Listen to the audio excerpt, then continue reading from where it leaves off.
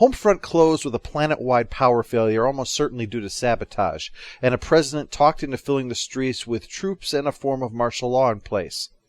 What it didn't end on was the arrival of the Dominion. We know for a fact that there are still changelings on Earth, but as Paradise Lost opens, Cisco is starting to approach this with a less urgent perspective. Which, hey, it was understandable at the time why he reached the conclusions that he did. The presence of saboteurs, the wormhole activity, the unprecedented power failure, the Dominion's ruthlessness. It was in a moment of crisis the only prudent conclusion to draw. But with that moment past and all action that can be taken, Cisco's examination of how this could have happened doesn't add up. The changelings are good, sure, but they're not omnipotent no matter how much they claim to be gods. They would require knowledge and resources that it's highly unlikely that they would have access to. Odo finds another oddity, Red Squad, the group that sounds like it should be marching in front of tanks through Moscow. They were beamed back to the academy less than half an hour after the power failure, but the entire student body was then deployed 3 hours later, so it wasn't to demobilize them. So Cisco talks to Admiral Blueballs about the record, and his big concern is that the record must be expunged before anyone else can see it. But he doesn't seem to realize that Cisco wasn't bringing it to his attention for that purpose. So Cisco plays along, and the Admiral says that Red Squad handled their mission well. Cue ominous chord. After the titles, Pa Cisco gets cheerfully tested and comes up human, but now Cisco himself is a little unsure that his adamant stance on this matter could change so radically based on the power failure. It shows that the only result of the sabotage was to make things more secure and the population even more willing to bend in the name of protecting Earth than they would have been otherwise, neither of which would benefit the changelings. And with that odd record, something is clearly up, so he gets Nog to spill the name of someone in Red Squad so that Cisco can have a talk with him about what happened. So he talks to Riley, a third-year cadet specializing in tactical operations, and thus quite pleased with himself. But Cisco is a line officer and can put enough authority in his voice to get a dead man to salute. So he makes it clear that he is not happy with Red Squad's performance and wants a detailed breakdown of the mission. To check for signs of sloppiness, of course, and definitely not to expose a conspiracy. Odo later points out that changelings could have given the order, but again, if anything, this action has set them back, not furthered their agenda. By the way, and I know this is completely irrelevant and a silly thing to notice, but I like that Joe Cisco's restaurant has a big-ass refrigerator in it. It emphasizes the way the Cisco family prefers real food to replicated stuff. Cisco even gets himself something to drink from it without a second thought. It is nice to see that touch of hominess without a sour-faced man scowling at passing butterflies like in France. Anyway, Cisco's upset at the implication of this, not because of a violation of principles, but because the people involved are those that he works with and respects. He's not outraged. He's mortified. He doesn't feel betrayed. He feels almost like he's betraying them. An interesting twist on all of this soon crops up, but we need to divert things a little bit to fully appreciate it.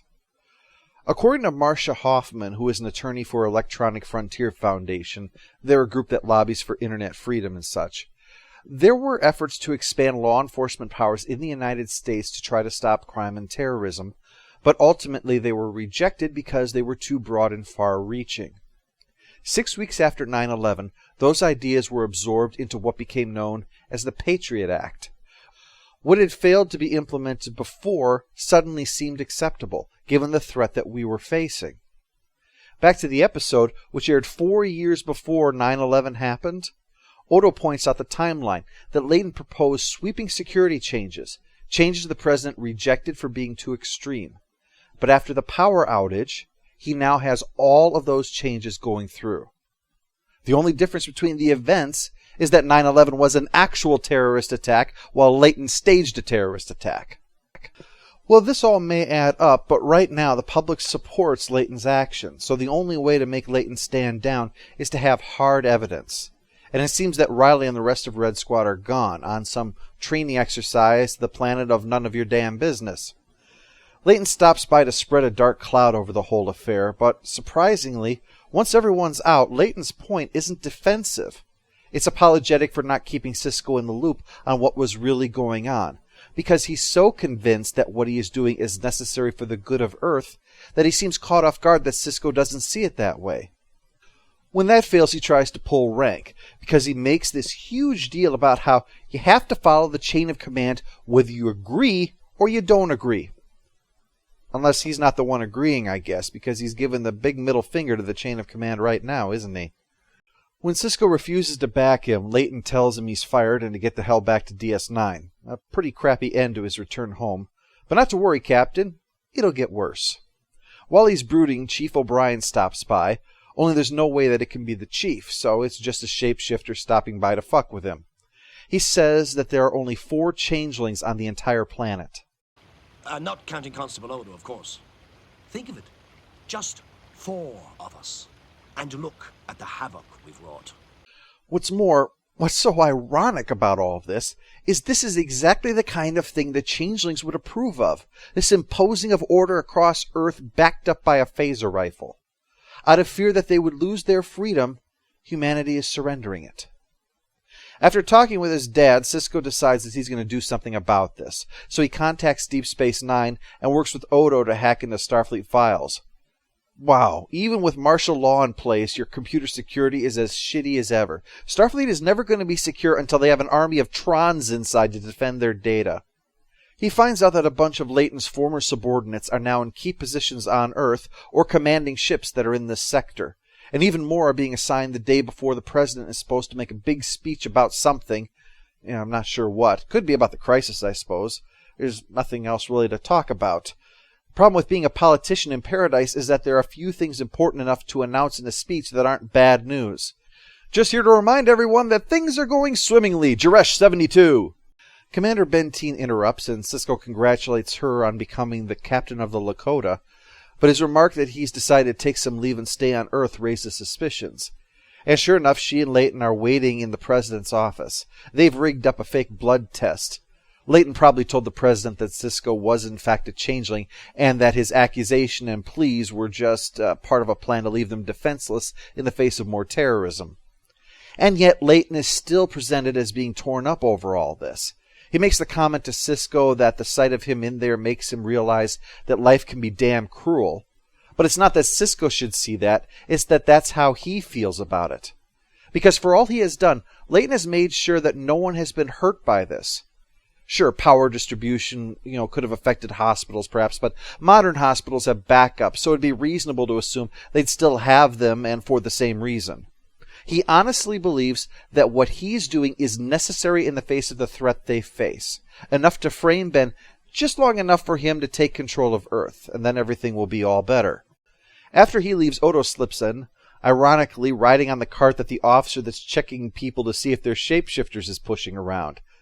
That's when he suddenly has the Vulcan nerve pinch ability. I suppose it's better than Voyager's solution. Just have the action happen out of frame. And yes, I'm not letting that go. How hard is it to find a juggler, really? So he frees Cisco while informing him that the Defiant is on its way with an officer who did something bad, but that will be the proof the president needs. I'm not being vague, the episode is building up suspense, because when Cisco soon confronts Leighton, he can gloat and say that they found the device that was sending a signal through at random to open the wormhole, and so make it look like cloaked ships were flying through it. Well, Leighton is ready for that. He has the Lakota moving to intercept the Defiant, and told the crew that everyone on the Defiant has been replaced by Changelings. So, please disable that for me. Well, they didn't count on Worf being in command, although from the look of his pose, I think he's sitting in Bashir's chair and just won't budge. But Cisco points out that this is bigger than Earth. The president is the president of the whole Federation.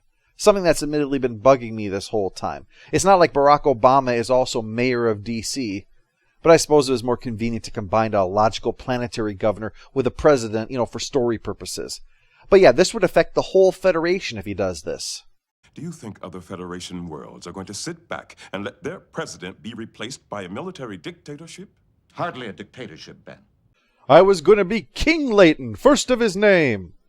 Cisco points out that this could lead to civil war if he fires on the Defiant, so call off the Lakota.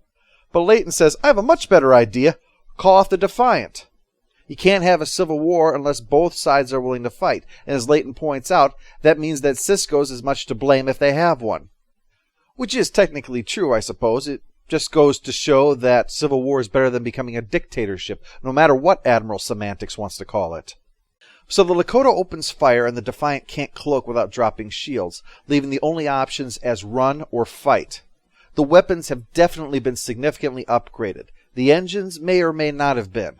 So the obvious option is therefore fight, because while the ship may or may not be faster than the Defiant, no amount of upgrades are going to match the USS Ben Sisko's motherfucking pimp hand, especially with Worf in the command chair. But while Worf is up for fighting, he's not up for outright destroying the Lakota. And while Leighton has finally gotten in so deep that he is prepared to kill in the name of this conspiracy, Captain Benteen of the Lakota isn't. So when he orders her to use quantum torpedoes to destroy the Defiant, she instead stands down and lets it go on its merry way. Leighton's briefly willing to fight on, but Cisco quickly points out that's stupid and you're stupid for saying it. So Leighton finally resigns. Back at Cisco's, they watch as the local soldiers are beamed away, but Odo's annoyed that all this is resolved is Leighton and his coup, not the shapeshifter threat. But Cisco and his father both agree that if they want to destroy our way of life, then they'll have to be the ones to do it. We won't do it to ourselves. They're rightly worried, of course, but as the Changelings have gloated, our fear is what would destroy us. So again, the only thing to do is balance caution against freedom and not let it ruin our lives. And also to eat lots of Creole food, I'm guessing. Post-episode follow-up, annoying character goes to Dax for going beyond pranking into the realm of petty torturer. Final score for Homefront and Paradise Lost together is 9 out of 10. A nice bait and switch. It seems like we're watching the build-up to a Dominion assault, when in reality we're watching the build-up to an attempted coup. And the episode is cleverly balanced so that the arguments on both sides are quite reasonable. And while you can certainly argue that it's biased against security given the direction the plot went, it's not until Leighton gets in too deep that he crosses the line, as indicated when Benteen, and by extension all his supporters, abandoned him. I'm sure this will be a controversial review, especially since my show seems to be a political Rorschach test, but I think the message of this two-parter has been proven timeless given how relevant its issues are here in the 21st century. That ultimately it's a story of how legitimate fear can lead one to make disastrous choices trying to fight it. As far as the story itself goes, Joe Sisko's presence adds a very strong element to the mix. He's capable of providing the dissenting view, of serving as a barometer for the feelings of people on Earth, an allegory for the threat given his health.